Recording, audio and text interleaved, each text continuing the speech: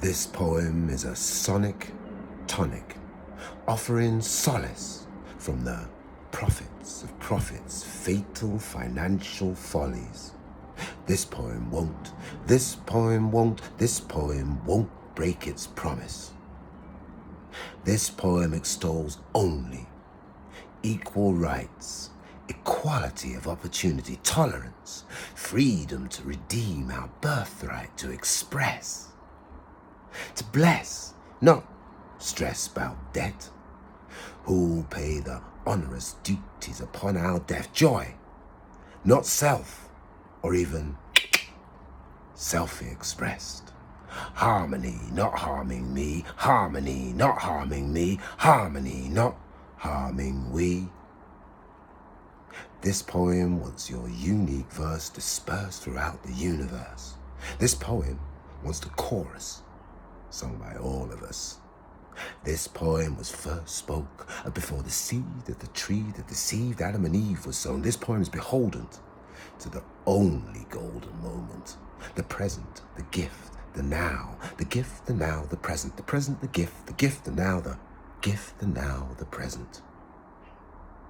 This poem is blipped by problems and seeks solutions. This poem observes that we aren't being served by the current crop of revolutions. This poem is an ode to those revolutions' martyrs, past, present, and to come, who with swords and even stones drawn face the talons of the material minotaur. Many have fallen by a few victories, battles, skirmishes on behalf of all of us have been won. Still the martyrs them come, still the martyrs them come, still the martyrs them come, still them come and come and come.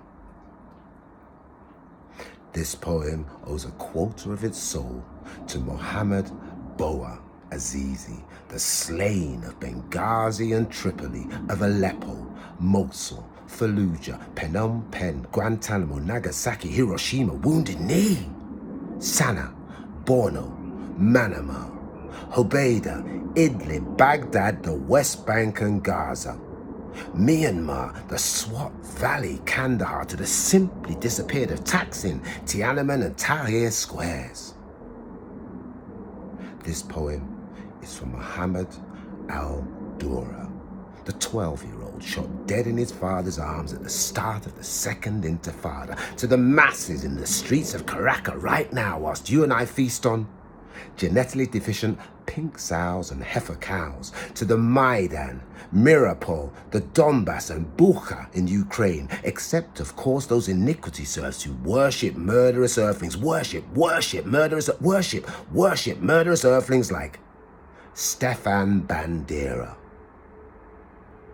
This poem is for bold whistleblowers like Snowden, who boldly spoke knowing tomorrow, forever and a day, his life was frozen. This poem is to the Hutus and Tutsis who to this day still have no grave and mainly remained unnamed, while you and I are free to rave. This poem is for the 6 million Jews and the 7 million Ukrainians, 200,000 Cambodians, 1.2 million Armenians, the guesstimated 50 to 100 million Hopi, Navajos, Sioux and Arapaho, and the unmentionable, unnamed Africans and Aboriginal Australian Aboriginals.